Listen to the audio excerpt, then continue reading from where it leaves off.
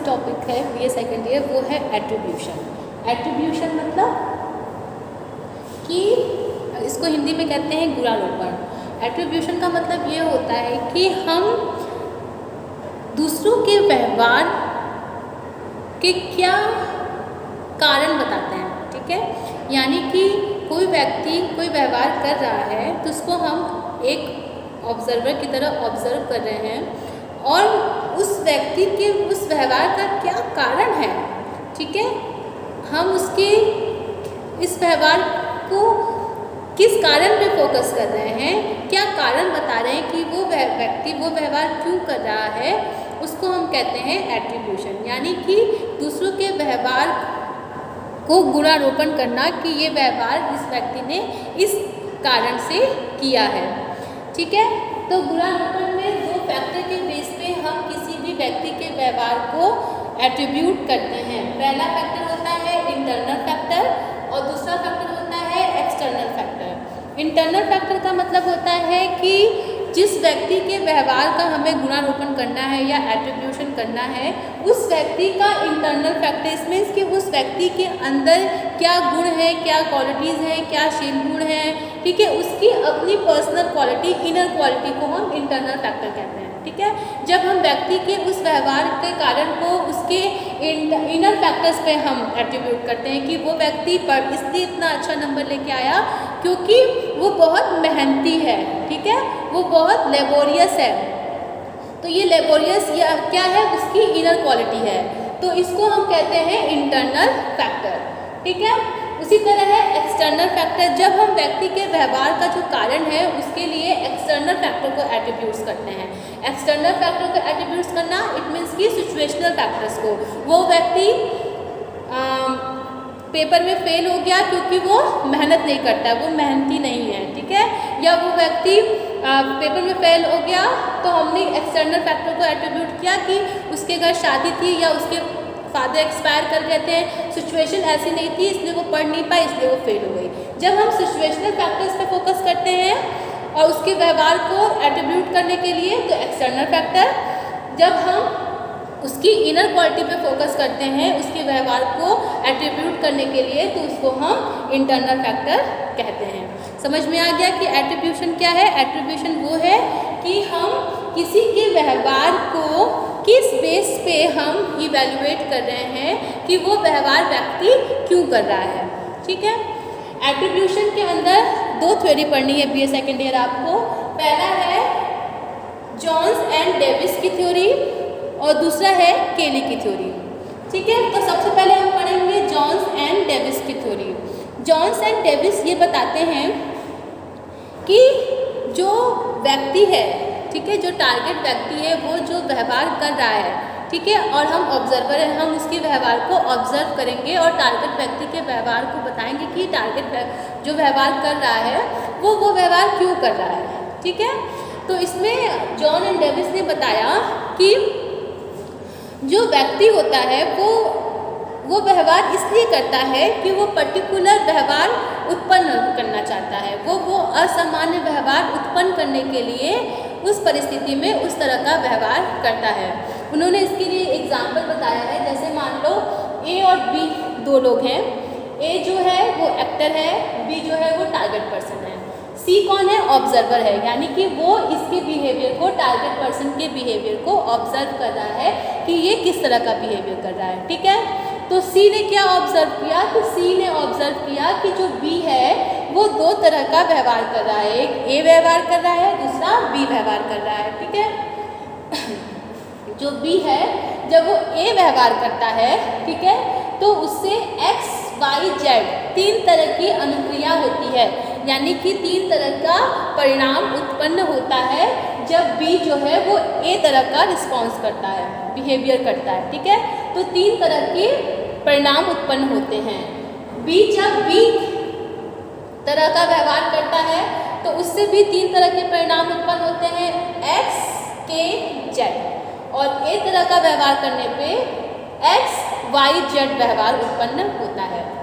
तो सी ने ये ऑब्जर्व किया कि जो बी व्यवहार कर रहा है ए और बी, उसमें एक्स और वाई वो दोनों ही व्यवहार में कॉमन है, यानी जो बी है जब वो ए व्यवहार कर रहा है तब भी एक्स और जेड उत्पन्न हो रहा है, और जब बी व्यवहार कर रहा है तो भी एक्स और जेड उत्पन्न कर रहा है।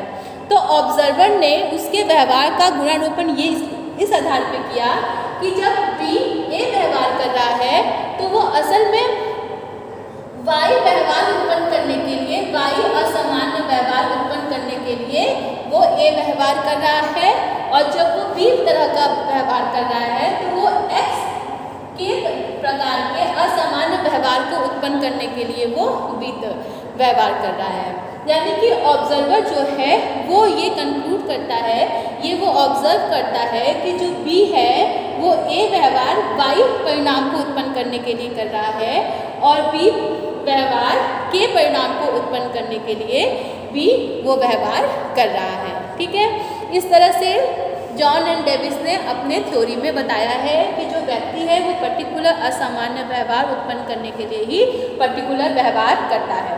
ठीक है, एट्रीब्यूशन की जो दूसरी थ्योरी आपको पढ़नी है वो है केली की थ्योरी। 1967 और 1971 में इन्होंने अपनी थ्योरी को दिया और 71 में थ्योरी का रिवीजन किया। ठीक है, केली के अनुसार जो व्यक्ति होता है, जो ऑब्जर्वर होता है, ठीक है, वो 3 तरीके से टारगेट व्यक्ति के व्यवहार को ऑब्जर्व करने की कोशिश करता है। ठीक है, उस सिचुएशन को इवेल्युएट करने की कोशिश करता है, या वो ये देखने की कोशिश करता है कि जो व्यवहार घटित हो रहा है वो क्यों घटित हो रहा है, किन कारणों की वजह से घटित हो रहा है। ठीक है, तो केली ने अपनी थ्योरी में 3 तरह के फैक्टर बताए हैं जिसके बेस पे जो ऑब्जर्वर है वो उस व्यवहार का इवेल्युएशन करता है और कारण खोजता है कि पर्टिकुलर व्यवहार क्यों घटित हो रहा है। अकॉर्डिंग टू केली उन्होंने बताया कि पहला फैक्टर है actor related factor. Actor related factor मतलब कि जो ए है वो हमारा एक्टर है, जो बी है वो हमारा टारगेट पर्सन है, और सी कौन था, वो ऑब्जर्वर था जो इन दोनों की बिहेवियर को ऑब्जर्व कर रहा है। ठीक है, तो जो ये ऑब्जर्वर है, ठीक है, वो एक्टर और टारगेट पर्सन के बीच में जो व्यवहार हो रहा है या टारगेट पर्सन जो व्यवहार कर रहा है उसको 3 फैक्टर के बेस पे इवेल्युएट करता है। पहला होता है एक्टर रिलेटेड फैक्टर, वो देखता है कि जो व्यवहार उत्पन्न हुआ है उसमें एक्टर की क्या क्वालिटी है, एक्टर से रिलेटेड क्या फैक्टर्स हैं जिसके कारण ये व्यवहार उत्पन्न हुआ। दूसरा दिखता है टारगेट पर्सन रिलेटेड फैक्टर, यानी कि बी से रिलेटेड क्या फैक्टर्स है कि इस तरह का व्यवहार उत्पन्न हो रहा है। और तीसरा दिखता है सिचुएशन रिलेटेड फैक्टर, कि जो व्यवहार उत्पन्न हुआ है उसमें सिचुएशन से रिलेटेड क्या फैक्टर थे या सिचुएशंस में कोई फैक्टर्स था जो इस तरह का व्यवहार उत्पन्न करने के लिए रिस्पॉन्सिबल है। ठीक है, तो जो ऑब्जर्वर है वो इन 3 फैक्टर के बेस पे व्यवहार को ऑब्जर्व करता है। इसके लिए हम एक एग्जांपल ले सकते हैं। मान लो ए जो है वो राम है, बी जो है वो मोहन है। ए कौन है, राम, और बी है मोहन। ठीक है, दोनों एक पार्टी में गए। ठीक है, पार्टी क्या हो गया, सिचुएशन हो गया। ठीक है, पार्टी में राम ने मोहन को एक तमाचा मारा। ठीक है, और ये ऑब्जर्वर है, ऑब्जर्वर देख रहा है इस पार्टी में कि राम ने मोहन को एक तमाचा मारा। तो अब झापड़ पड़ा मोहन को, तो उस झापड़ के पीछे क्या कारण था, ठीक है, किस वजह से राम ने मोहन को झापड़ मारा। तो अगर इस व्यवहार को हमें एट्रीब्यूट करना है, एट्रीब्यूट करके फैक्टर्स बताने हैं कि किस फैक्टर के कारण ये व्यवहार घटित हुआ है, तो जो ऑब्जर्वर है वो 3 तरह से सोचेगा। ठीक है, पहले तो ये वो सोचेगा कि एक्टर रिलेटेड फैक्टर हो सकता है, राम जो है वो गुस्सैल प्रवृत्ति का हो, एग्रेसिव टेम्परमेंट का हो, जिस कारण उसने मोहन को झापड़ मारा। ठीक है, दूसरा वो सोचेगा टारगेट पर्सन रिलेटेड फैक्टर, फिर वो सोचेगा कि हो सकता है मोहन ने ही कुछ ऐसा काम किया हो जिसकी वजह से राम को गुस्सा आ गया हो और राम ने मोहन को झापड़ मारा हो। तीसरा है सिचुएशन रिलेटेड फैक्टर। ऑब्जर्वर ये भी सोच सकता है कि पार्टी में ही कुछ ऐसा सिचुएशन घटित हो गया होगा जिसकी वजह से राम ने मोहन को झापड़ मारा। ठीक है, इस तरह से उसको ऑब्जर्व करेंगे। उसके बाद जो ऑब्जर्वर है उसके पास 3 तरह की इंफॉर्मेशन होती है जिसके बेस पे वो एट्रीब्यूट करेगा इंटरनल फैक्टर्स पे या एक्सटर्नल फैक्टर पे। एट्रीब्यूशन सिर्फ 2 फैक्टर्स पे ही होते हैं, या तो हम किसी व्यक्ति के इंटरनल फैक्टर्स पे एट्रीब्यूट करते हैं कि उसके अंदर ये क्वालिटी थी जिसके कारण ये व्यवहार घटित हुआ, या सिचुएशनल फैक्टर या एक्सटर्नल फैक्टर पे एट्रीब्यूट करते हैं कि सिचुएशन में ऐसी परिस्थिति थी जिसके कारण इस तरह का व्यवहार घटित हुआ। तो ऑब्जर्वर को अब इन्हीं दोनों फैक्टर्स पे एट्रीब्यूट करना है। तो कैरी के अकॉर्डिंग ऑब्जर्वर को 3 तरह की इंफॉर्मेशन मिलती है। पहली मिलती है विशिष्टता, का मतलब यह है कि पर्टिकुलर कोई व्यवहार घटित होता है, हमेशा घटित नहीं होता है। अगर राम ने मोहन को झापड़ मारा है तो जरूर कोई विशिष्ट कारण होगा जिसकी वजह से राम ने मोहन को झापड़ मारा है, यानी कि विशिष्ट व्यवहार है, ये हमेशा घटित नहीं होता है। दूसरा है सहमति। सहमति का मतलब ये है कि मोहन हमेशा झापड़ खाता है। राम से खाया है, कल श्याम से भी खाया था, परसों किसी और से भी झापड़ खाया था। इट मीन्स कि मोहन को झापड़ खाने की जो व्यवहार है वो सहमति है, और लोगों के साथ भी इस तरह का व्यवहार मोहन का रहता है। ठीक है, तो यानी कि बार बार इस तरह का व्यवहार हो रहा है, इट मीन्स कि व्यवहार में सहमति है। संगतता यानी कंसिस्टेंसी।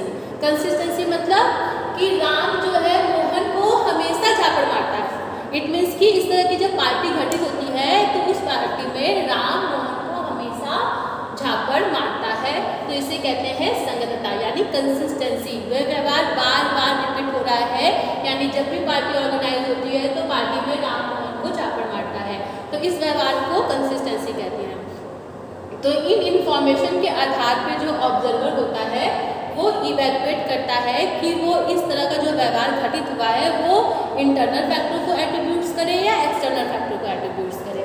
तो इसको कैसे इवैल्यूएट करेगा ऑब्जर्वर, वो देखेगा कि अगर विशिष्टता लो है, लो डिग्री की है, ठीक है, यानी कि लो डिग्री इट मीन्स कि विशिष्टता नहीं है, यानी कि राम जो है वो प्रायः मार खाता है, जो मोहन जो है वो प्रायः राम से मार खाता है, तो विशिष्टता क्या है, लो है।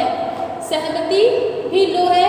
सहमति लो मीन्स कि मोहन को कोई और नहीं मारता है, ठीक है, मोहन हमेशा मार नहीं खाता है, ये भी लो है।